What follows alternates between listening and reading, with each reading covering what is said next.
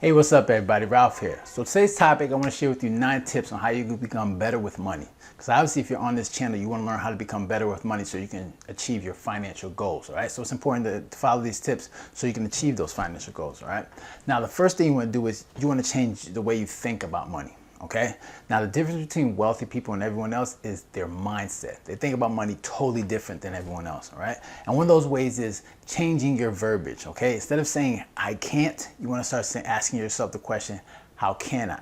Right? Because when you say I can't, it automatically turns your brain off to coming up with solutions. Instead of saying how can I, then you're saying, all right, so how can I accomplish a certain goal? So when it comes to making money, like say if you have a goal of making 6 figures or whatever you want to do with the amount of money you want to make, instead of saying I can't do that, like, oh, I can't make that money, you want to ask yourself, how can I? And then automatically you're going to be trying to figure out ways and how to reach that goal. So that's the first thing you want to do, is change the way you think about money. All right. Number 2, you want to develop better habits, right? The way you do that is through discipline and through consistency. Think about when you're trying to reach a certain fitness goal, you're trying to lose weight. The way you do that is by having a healthy diet and going to the gym, right? These are habits that you take on, whether it's 3 times a week, 4 times a week, 5 times a week. These are habits that you're partaking in order to reach your goals. It's the same thing when it comes to making money. Right? You got to make sure that you're paying bills on time. You're making sure that you're not spending more than you make when it comes to using a credit card. All right? These are habits that you got to take in order to make sure you're better with money. So it's all about being disciplined and being consistent. All right? Number 3, you want to be goal specific. All right. So when it comes to being specific with your goals, you want to make sure you're setting a goal. Let's say you want to develop an emergency fund. So you want to make sure you say, okay, I want to develop an emergency fund, and say in 6 months I want to have $1,000 in my emergency account. Or it's the same thing when paying off debt. All right. Let's say you have $10,000 of debt. You want to say in 12 months I want to pay off this $12,000 debt. You want to be specific with your goals so you can at least say, all right, this is what I need to do. I put that right down on paper and be more specific. You don't just say, I want to pay off my debt, or I just want to have an emergency fund. You want to be specific so you know exactly what your goals are and it's clear to you. You have a better understanding of what needs to be done and you understand it.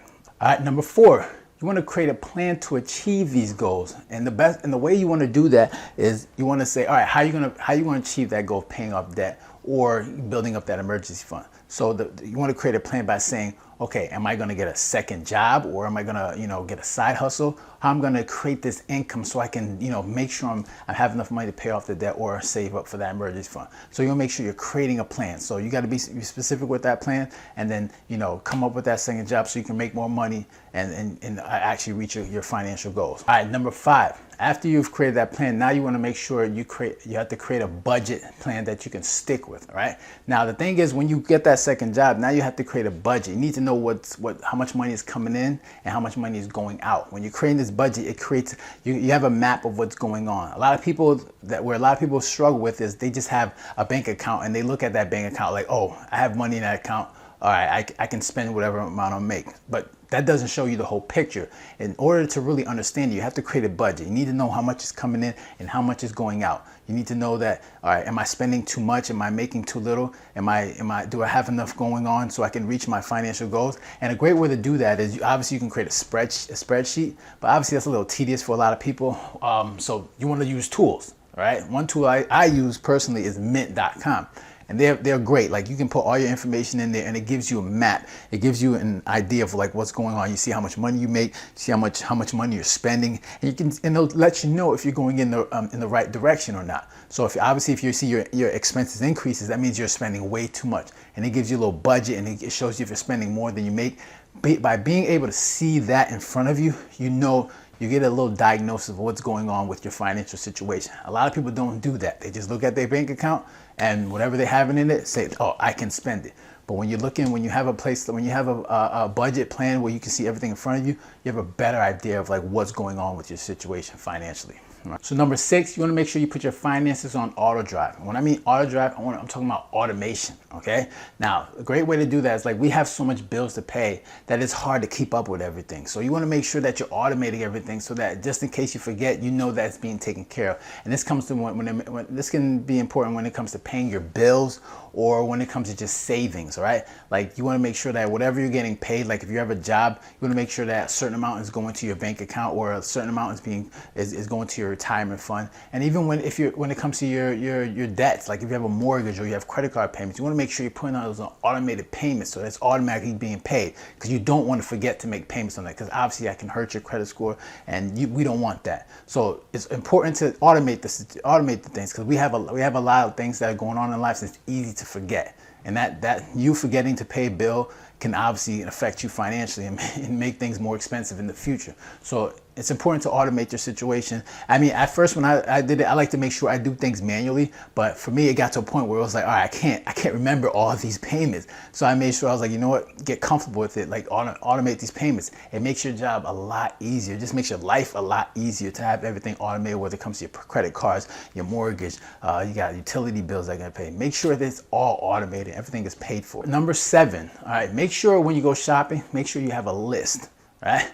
If you're gonna have a budget, you wanna make sure when you're shopping, you wanna make sure you're staying within that budget. The best way to stay within the budget is make sure you have a shopping list, because obviously when you go shopping, the way these stores set up, they make it enticing to wanna buy things that you don't need. All right, they put things in certain areas and they put the things that you need all the way in the back, so you can go through the store and pick out things that you don't need. You wanna make sure you have a list and then you stick with it. That's gonna, the more you stick to that list, the more you're gonna stay within your budget. All right, that's very, and that goes to say, when I'm talking about discipline and consistency, you got to have that discipline to say, all right, whatever's on my list, that's what I'm sticking to. All right, you don't want to buy any miscellaneous things that you don't need. That's just gonna increase your budget and make you spend more than you need. All right, so you want to make sure when you're going shopping, have a list and then stick with it. And number 8, you want to make sure you keep an eye on your credit. This is very important. All right, especially we live in a time where security, you have identity theft. It's so easy right now for people to just steal people's identities and ruin them financially. So you want to make sure you're keeping an eye out. And we have so many tools now where even if you have credit cards, like they have so many credit monitoring tools that if there's any payments that may seem that may not seem normal, they notify you, whether it's through email, through text. So you want to make sure you're monitoring your credit, because obviously if you're someone that's looking to buy a house, buy a car, or looking for a job, or you're looking to rent an apartment, having good credit matters. All right, having bad credit is very expensive. Okay, so you want to make sure you're staying on top of your credit, you're monitoring that, you're keeping an eye on that. Make sure anything that doesn't seem normal, or doesn't seem suspicious, you want to make sure you're on top of that very quickly, because obviously you can fix that, but it just takes time, and you don't want to have to go through that trouble. Okay, some people, it takes them, they're going through the credit, and then 5 years later they find out there was identity theft. So you want to make sure you're staying on top of that, and you're making sure that there's no issues. You want to identify the issues very quickly. Number 9, one of the most important things is being accountable. Okay. Now, when it comes to finances, it's easy to blame other outside external forces for why you're in your financial situation, but it's important to be accountable. Even if you have to have an accountability partner, just the same thing when it comes to the gym. Right? Having an accountability partner when it comes to the things that you're purchasing, making sure that someone is holding you accountable, as long as you holding accountable yourself. You want to make sure you're taking care and keep making sure you're responsible for the things that you do or what's going on in your life financially. So having accountability is a great way to do that, and making sure that you're staying disciplined in your finances. Okay, so those are the 9 things. I hope you guys found that helpful. If you got any comments or questions, make sure you leave a comment down below. Make sure to hit the like button, and do not forget to subscribe. All right, so you guys have a good one. Take care.